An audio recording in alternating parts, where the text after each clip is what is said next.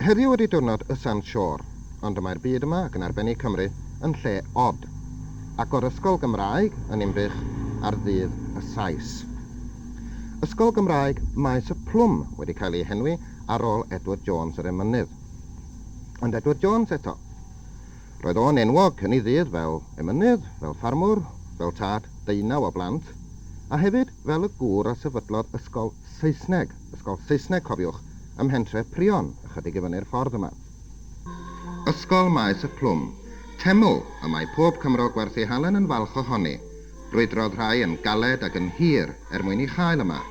Ond oes yma ddim gwir fenter.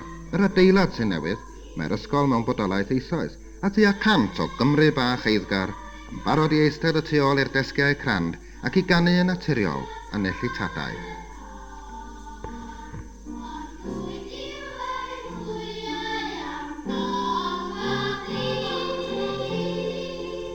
Ro'n i'n deud bod Cymru'n od, ac yn wir, mae enw'r ysgol mae di newid yn barod. Y prynhawn yma cyhoeddwyd mae Ysgol Twm Nant fydd hi, nid Ysgol Maes y Plwm, fel oedd pawb wedi meddwl. Wel, un o'r dynion hapusa yma heddiw ydy T.Glynne Davies. Mae'n siŵr bod yn edrych ar yr amgylchiad yma fel carreg filltir bwysig yn ei hanes o ac yn ei yrfa fo. Ond pam, T.Glynne Davies, mae eisiau ysgol Gymraeg mewn tre fel Dinbych? Wel, mewn tre fel Dinbych, chi'n gweld, mae yna duedd i'r Gymraeg yn di lawr, ac felly er mwyn diogelu'r Gymraeg, er mwyn ei iaith yn y dre, a'r cylch ac yn y blaen. Mae'n amryw o blant yn siarad Cymraeg, wrth gwrs, yn y dre a tu allan i'r dre o ran hynny, ond yr unig gobaith y marn y pwyllgor addysg ydy gael ysgol Gymraeg fe mae'r awyrgylch a phob peth yn Gymraeg. Ydy'r rhieni Cymraeg yn tueddu i anfon i blant i ysgol Saesneg hyd yn oed yma? Wel, na, erbyn i hyn, wrth gwrs, mae'r ysgol Gymraeg yn llwyddo ar ôl ryw 6 blynedd neu ragor, a mae'r rhieni Cymraeg yn anfon i plant yma. Mae'r nifer wedi mynd i fyny bore yma, enghraifft. Pa mor galed oedd y frwydr, Mr Davies? Wel, dim brwydr o gwbl. Dwi ddim yn hoff o'r gair brwydr, oherwydd mae'r pwyllgor addysg yn iach yn un o beth. Ac os oes yna ofyn am ysgol Gymraeg, a digon o blant i godi ysgol Cymraeg, mae popeth yn iawn. Os oes yna frwydr o gwbl, yr unig frwydr ydy, wrth gwrs, cael arian yn mwyn codi ysgol newydd. A hefyd y frwydr i gael y dymuniad, i enyn y dymuniad ym mynwesa bobl Dinbych? Wel, mae hynny'n wir, ond doedd dim llawer o anawster ynghylch hynny, ynta. Dydw i ddim yn un da efo ffigura o gwbl, ond fedrwch chi ddeud wrtha i, o holl blant ysgol Dinbych, dydwch chi o bob 10, faint ohonyn nhw fydd yn dod i'r ysgol Gymraeg? Wel, ar un o bryd, so'n i'n deud rhyw 2 allan o 10. Dwi'n dod yma. Ydych chi'n disgwyl i'r ffigur yna newid wrth i'r blynyddoedd? Wel, dwi'n gobeithio anw i fyny chydig yn uwch yda. Ar un o bryd mae'r ysgol yn cynnal rhyw 100 o blant. Dwi'n gobeithio fydd yna rhyw 120 cyn bo hir. Wel, os Ysgol Twm Nant ydy'r ysgol Gymraeg, mae'n rhaid medda fi fod yr ysgol arall yn un Saesneg. Ac fe wyddwn ni am Ysgol y Frongoch yn agos at ganol y dre. Mi ofynais i'r Phrifathro Dr. Phillips faint o ysgolion sydd yn Ninbych ar wahân i Ysgol Twm Nant. Wel, mae Dinbych mae'n debyg iawn i. Mae'n debyg mae Athens, Gogledd Cymru ydy, ynddo. Mae'n o leia rhyw 10 i ddwsin. Mae llawer ysgolion o bob math yn y tre Dinbych Bawn i am unrhyw le arall ar gyfer taledd, lle mae yna gymaint o ysgolion mewn tref mor fechan. Ydy'r ysgolion eraill yma i gyd yn ysgolion Saesneg? Nachdyn. Mae yna bob beth mae'r erbyn hyn. Mae yna ysgol Gymraeg arbennig ar gyfer heddiw.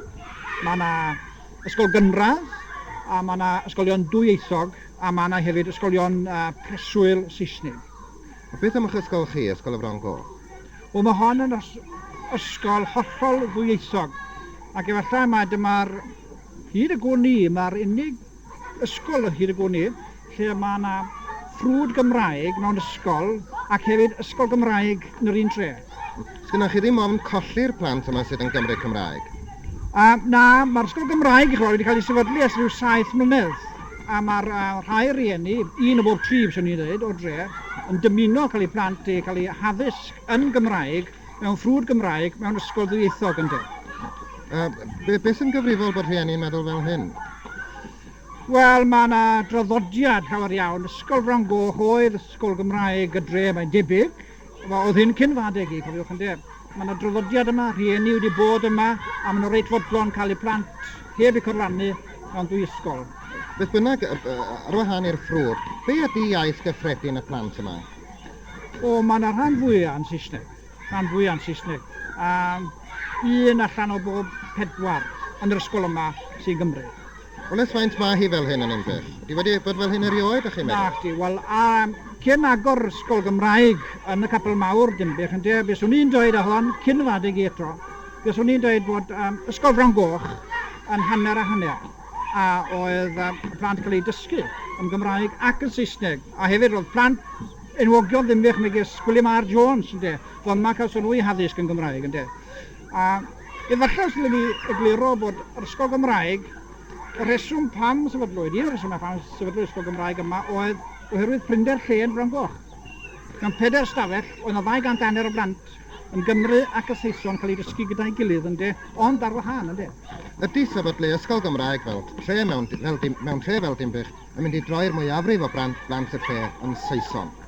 O, na chdi, ddim yn credu, achos tra bod ni ar siŵr Gymraeg fyma i rieni sy'n dymuno cael y tip yma addysg, a tra bod rieni cael ysgol Gymraeg arbennig, rhywun sy'n dymuno cael ysgol Gymraeg arbennig, a tra bod ni'n rhoi addysg Gymraeg i'r Cymru ac addysg Cymru i'r Saeson, hwnna sy'n bwysig.